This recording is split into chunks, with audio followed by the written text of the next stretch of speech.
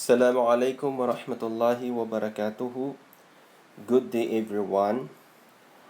This is the chapter 4 entitled Competent Teachers, Effective Classroom Managers. My topic that I am going to present to you is, of course, the introduction. Second, managing the classroom well is important in teaching and learning situations. And third, some tips in order to manage the classroom well. And the rest of the topic will be presented to us by Kansi and Cam2. And now let us proceed to our part 1 of this chapter 4. Classroom is a complex interaction of students, teachers, and learning materials. A competent teacher should have the skills in managing instructions, classroom environment, time, and discipline in order to impart knowledge and skills to students. Complex interaction. Yun yung paano natin isinalarawan yung classroom or yung silid paaralan. Kasi nga, as a teacher, if you are not able to manage your students as well as the classroom, ay mahihirapan ka talagang makisama or makitungo doon sa mga estudyante mo. At hindi mo may a-apply yung anuman yung gustuhin mo or yung intended mo doon sa paaralan na iyon. Kaya nga, napaka-importante itong topic natin ngayon kung saan classroom management.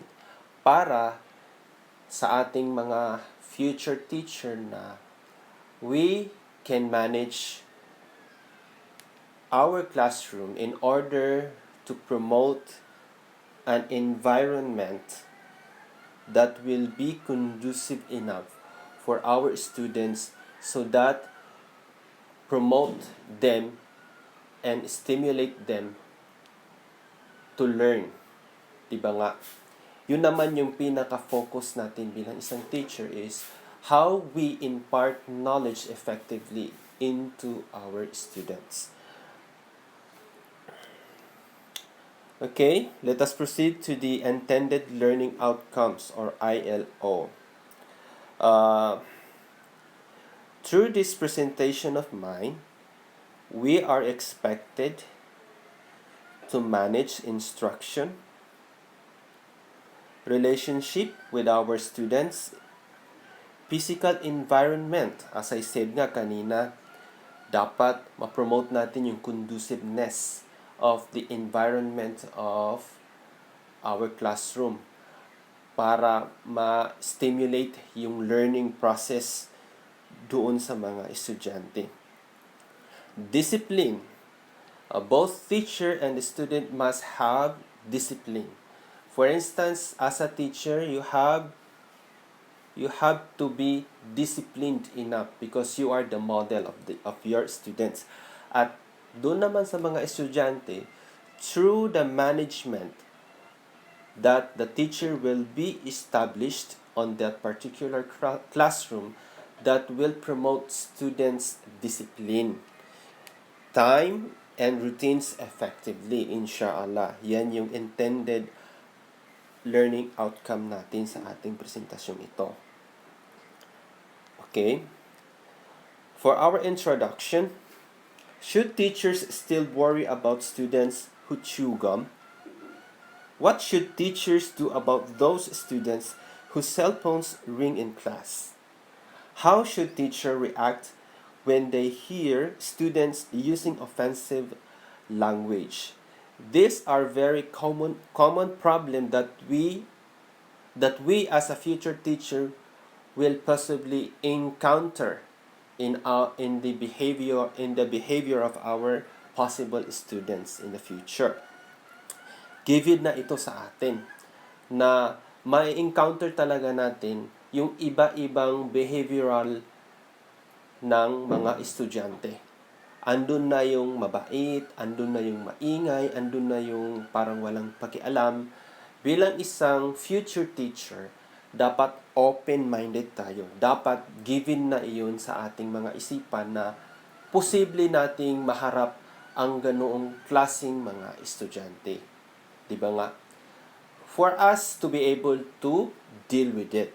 Kaya dapat tanggapin natin, i-embrace natin ang posibilidad na ma-encounter natin itong mga tipo ng mga estudyanteng ganito. Okay. The problem here or the question here is that bilang isang teacher, magfo-focus ba tayo doon sa isang estudyante or doon sa behavior ng isang estudyante which is unethical or immoral? Magfo-focus ba tayo doon? Yun ba yung dapat natin problemahin?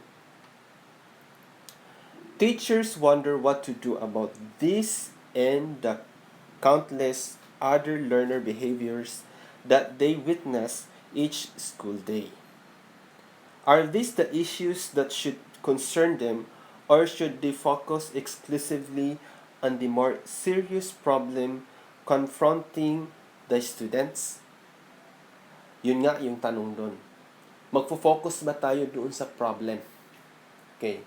Instead na mag-focus tayo doon sa problem, given na sa atin na kailangan nating makita yung problem for us to find solution with that problem. Kasi nga, kung hindi natin ma-identify yung problem, hindi tayo makakonclude ng solution.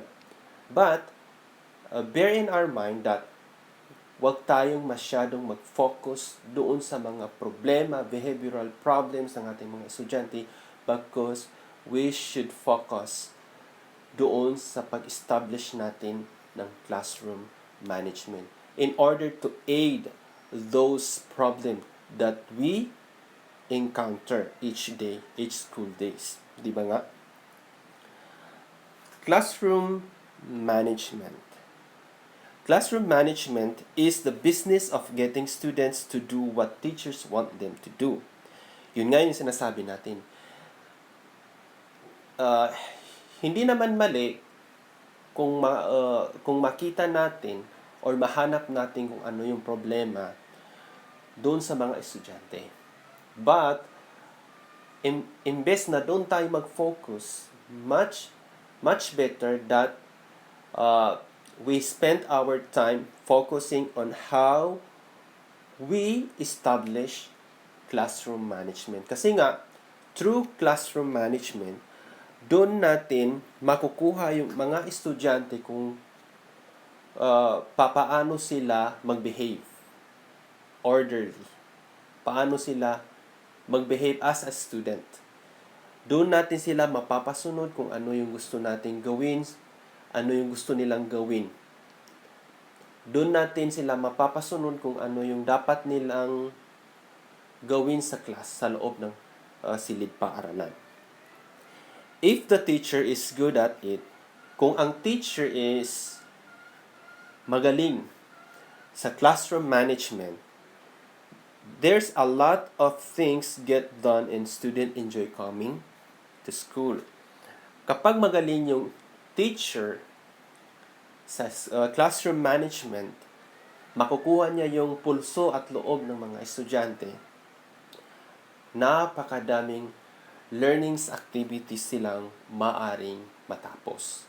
At dahil nga doon, maaring yung mga estudyante is hindi takot pumasok sa paaralan, kundi excited pa silang pumasok sa paaralan. Kapag yung teacher is magaling sa management, magaling siyang managers in his or her classroom at makuha niya yung pulso ng kanyang mga estudyante. Ito yung target ng classroom management. Ito yung target, pinaka-aim ng classroom management is how stimulate student in learning process. Paano natin maingganyo, ma-encourage yung mga estudyante mag-aral, matuto, na maaari nilang gamitin if ever not they are jolly, maaari pa din silang magkaroon ng knowledge or makapag-aral kahit sila ay napakaingay, bilang isang teacher, maaring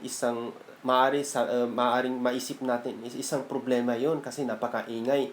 Why not establish a management or dun mismo sa lesson plan mo is mag-conduct ka doon ng activity kung saan magagamit ng estudyanteng iyon yung pagka-talkative niya.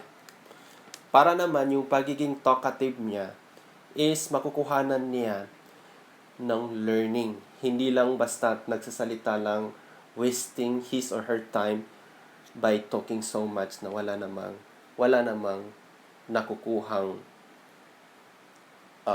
sense, di ba nga?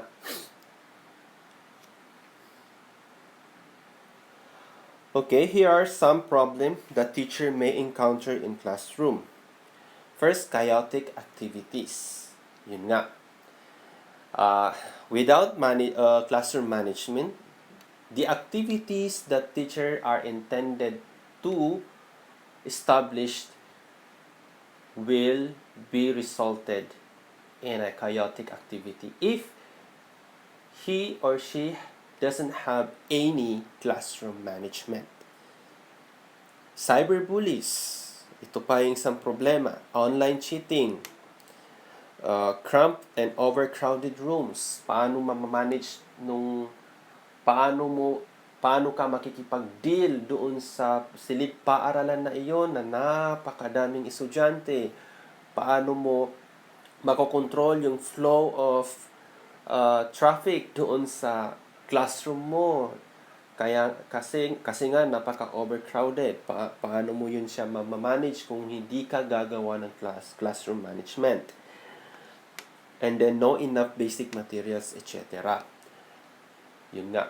Kapag wala kang ikaw mismo na teacher is wala kang discipline sa sarili mo, hindi ka gagawa ng mga inisyatibo kung paano mo maa-avail yung mga materials na kinakailangan mo, ay talagang chaotic yung day of teaching mo. Talagang chaotic yung resulta niya. Okay.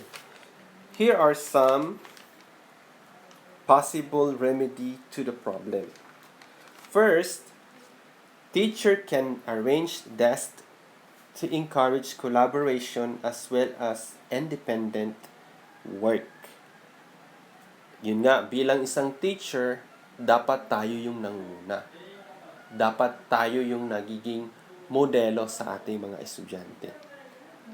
Maaari nating gawin yung sinabi nga dito, ayusin natin yung mga upuan kung disoriented ito, at makita ka man ng mga estudyante mo, makukonsensya sila na si teacher na yung gumagawa ng mga bagay na dapat sila na yung gumagawa. Maliban na lamang kung magkakaroon tayo ng estudyante na mayroong pusong bato. Sana naman wala. Second is to minimize traffic flow problems. Paano mo mamamanage mami-minimize yung traffic flow doon sa silid paaralan? Dapat mong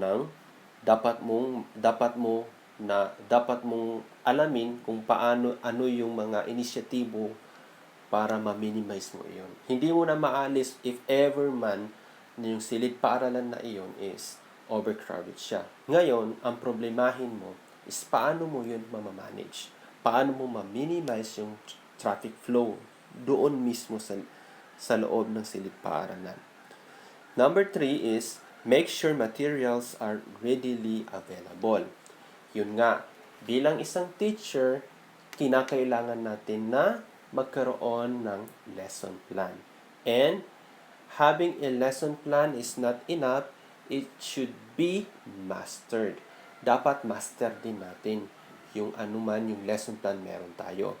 Through that lesson plan, malilist down natin kung ano yung mga materials na kinakailangan natin to implement our lesson. Kasi nga, kapag walang lesson plan ng isang teacher, ito yung isang example na nakita ko. Kapag walang lesson plan yung teacher, Patsamba na lang siyang mag-lesson sa kanyang mga estudyante. And then, bigla na lang siyang bigla na lang niyang maisip na magka-conduct ng activity. Ngayon, the problem is, dahil nga wala siyang lesson plan, kay pataka lang. The problem is, if ever na kailangan niya yung picture, saan niya hahagilapin yung picture? Kasi nga hindi naman niya pinlano. Kailangan niya ng bond papers para magamit ng mga estudyante doon sa activities na ninanais niyang i-establish doon sa lesson niya. Kaya, napaka-importante sa ating mga teacher, future teacher, na magkaroon tayo ng lesson plan and master it for us to list down those materials that we needed in our lesson in times that we are going to teach our lesson. Diba nga?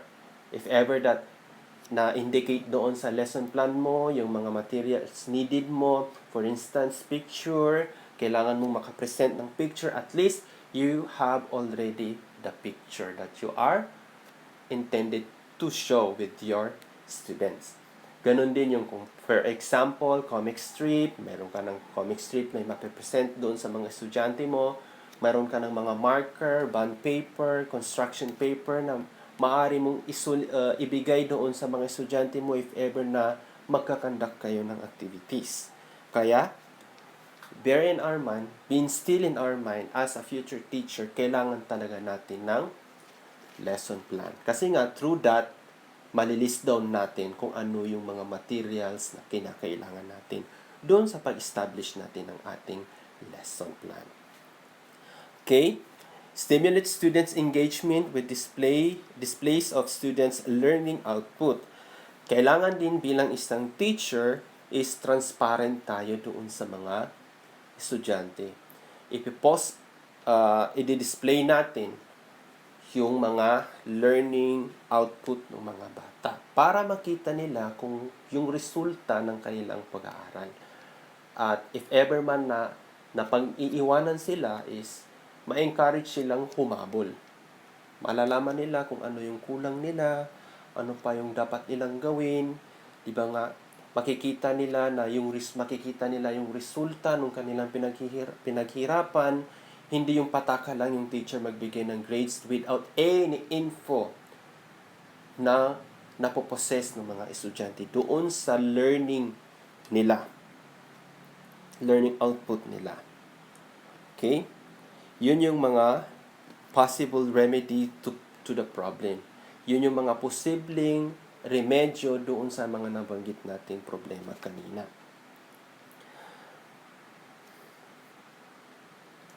Sabi nga dito, managing the classroom well is important in teaching and learning situation. A knowledgeable teacher may fail in teaching due to inability to work effectively with students. Sabi nga dito, yung managing the classroom well is important, napaka-importante. And knowledgeable teacher, gaano man gagaling ang isang teacher kung inability naman siya to work effectively with the students, is hindi pa rin niya makukuha yung minimithi niyang resulta doon sa kanyang mga estudyante. Bilang isang teacher, hindi enough na napakagaling mo lang. Kailangan is marunong ka din makisama. Kailangan din is you establish a rapport connection with your students. Kailangan mo yun kasi nga para mapulsuhan mo sila, para ma-encourage mo sila, comfortable sila sa'yo, and then andun na yung communication between you and your students. Malalaman mo kung ano yung problem, makikita mo kung ina-ask mo yung suggestion nila, doon makukuha mo yung loob nila na kung saan hindi sila matatakot or mahihiya sa iyo bilang isang teacher na i-express kung ano yung mga idea nila. With that, magkakaroon sila ng enjoyment doon sa learnings nila. Dahil nga doon, because of how you approach them, dahil nga doon sa classroom management na meron ka. Students may be entertaining each other during class time, talking aloud or walking around aimlessly in the classroom. Ito yung mga chaotic situation na maaring mangyari kapag yung teacher is wala siyang engagement or commitment doon sa kanyang mga estudyante. Kailangan din makisama tayo sa ating mga estudyante para ma-establish natin kung ano man yung mga rules and regulation na gusto natin na kanilang sundin. Nang sa gayon is mairespeto nila yung ikaw bilang isang teacher at irespeto mo din sila bilang iyong estudyante para magkaroon yung bond between you and your students para ma-promote nga yung effectiveness ng iyong pagtuturo sa iyong mga estudyante. Okay. What can be done to help students learn in this situation? So, here are some tips in order to manage the classroom well. First, set rules and procedures that students are expected to follow. The teacher must communicate the rules clearly to the students. Class rules, procedures, and notice of upcoming activities are posted in convenient places to help students stay on track. In a well-disciplined class, students understand what they are expected to achieve each day and how they are to go about them. Yun nga, magsiset yung teacher ng rules and procedures that students are expected to follow. Yun na nga yung sinasabi nating part na yun siya ng classroom management. Magsiset ka ng rules and procedures that clearly dapat maging klaro yun sa iyong mga estudyante. Dapat makipag-communicate ka sa kanila, kausapin mo sila, at i-present mo sa kanila yung mga rules and procedures na ninanais mong establish doon sa silid paaralan na kung saan in-expect mo na sundin ng mga estudyante. Dapat hindi yung transparent ka sa paggawa ng mga rules and procedures. Hindi yung ikaw lang yung gumagawa.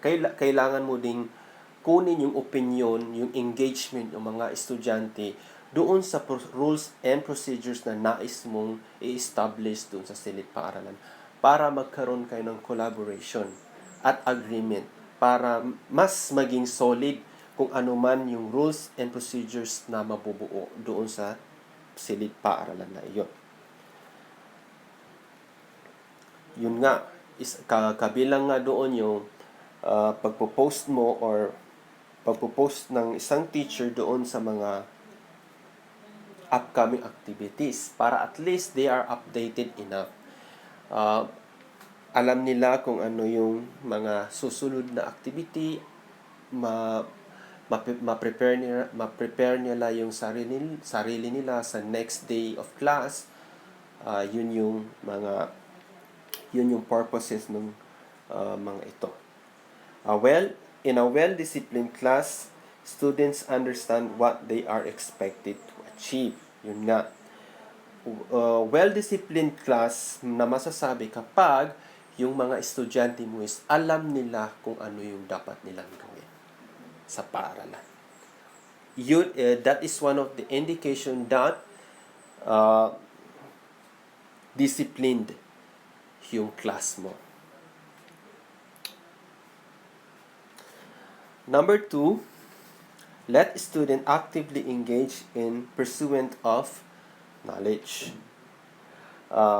Active learning generates a much higher noise level than silent classroom of the past. They do more talking than the teacher on most classroom learning experiences.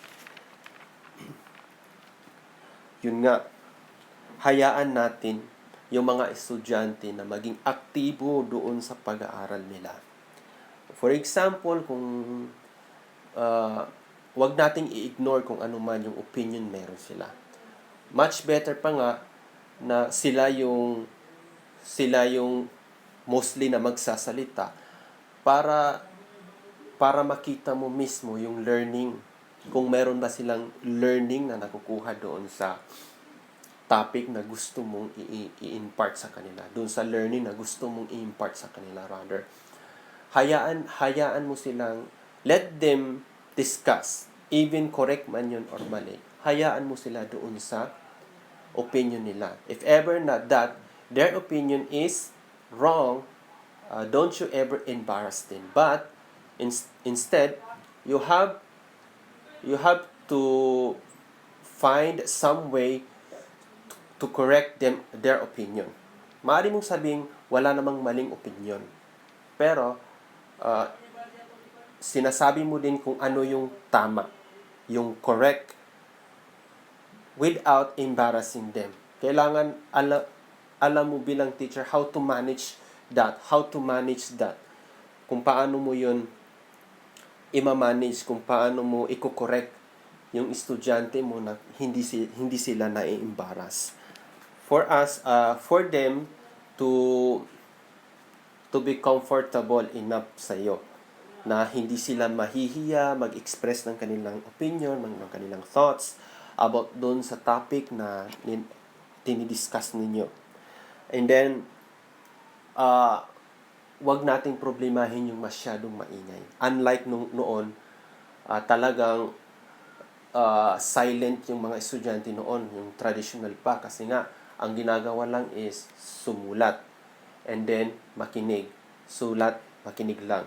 Which is, hindi natin, as a teacher, hindi natin masyadong matatarget kung ano ba, natuto ba yung mga estudyante o hindi. Kasi nga, tahimik lang sila. Teacher are ignoring the opinion and thoughts of the students. Sulat lang yung estudyante. Yung iba pa nga, na-experience ko noong sa elementary, hindi kami makapagsalita kasi nga i-list down yung pangalan natin. And then, pag uwian, may bayaran kami na 2 pesos kasi nga maingay daw kami. Which is, in our generation, in this generation of us, kailangan nating hayaan yung mga estudyante na maging aktibo sa paaralan. Maging aktibo doon sa topic. Hayaan natin silang ibigay yung kung ano man yung opinion nila, maging maliman ito or hindi. Okay? Number 3, lead students to take responsibility for their learning. In a well-disciplined class, teacher may lead students, but they do not coerce them into good behavior through threats or dire punishment. Dapat ililid mo din as a teacher yung mga estudyante mo to take responsibility for their learning. Kailangan sinasabi mo, ini-encourage mo sila, pinipreach mo sila about the importance of the knowledge, about the importance of the topic that you are going to present to them, the importance of the knowledge that you are intended to impart with them.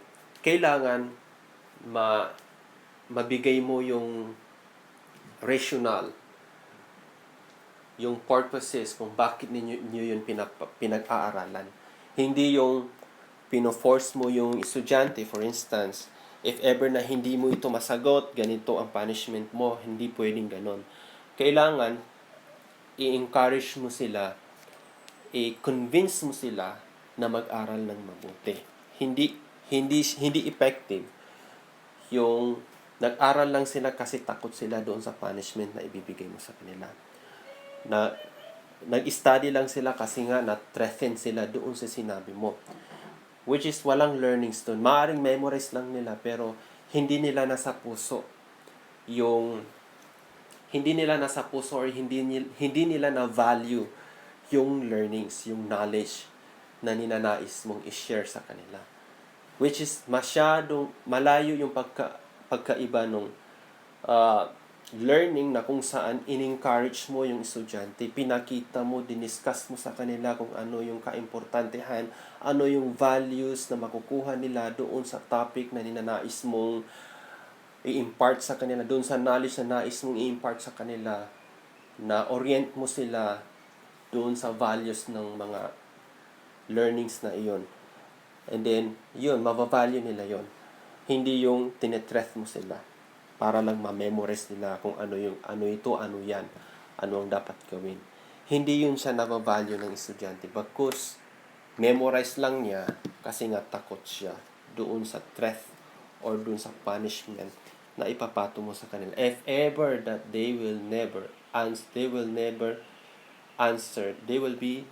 never be answered each question of yours.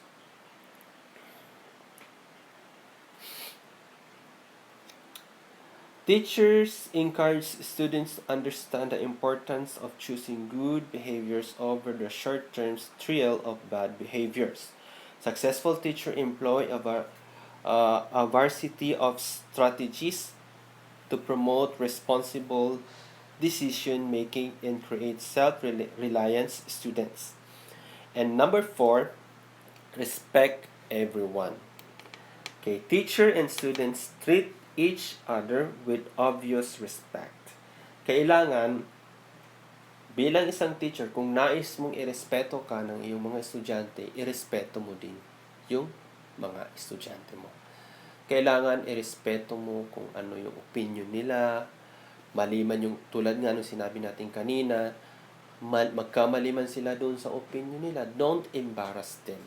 But, i-appreciate mo na sila ay nag-participate kahit mali yung sagot nila. So that, ma-establish mo yung comfortability ng connection nila doon sa isang teacher. And then, ma-learn din nila, magkakaroon din sila ng respeto doon sa teacher nila. Students speak with confidence because they feel their opinions are valued. Yun nga yung sinasabi natin. Huwag nating i-ignore. For instance, yung estudyante nagtataas ng kamay, wag nating i-ignore. Kailangan natin i-entertain kung ano man yung opinion na meron sila. Hindi yung ini-ignore natin. Students also respect their classmates. They have been taught to appreciate each other's unique contributions to the class. Yun nga. Hindi lang ikaw na teacher nila ang may respeto nila, maging yung kapwa nila estudyante. Kapag ikaw naman na teacher is, i-encourage mo din sa kanila or ituturo mo din sa kanila kung yung pagrespeto sa bawat isa. There is a general sense of togetherness and steadfast courtesy. Kapag merong respeto sa bawat isa, mapopromote yung togetherness. Makikita mo mismo doon sa klase mo yung pagkakaisa. Yung tibay ng pagsasama ng mga estudyante at maging yung teacher. Yung bonding is andun. Magkakaroon na doon yung rapport, connection, yung deepen connection, deepen understanding with each other.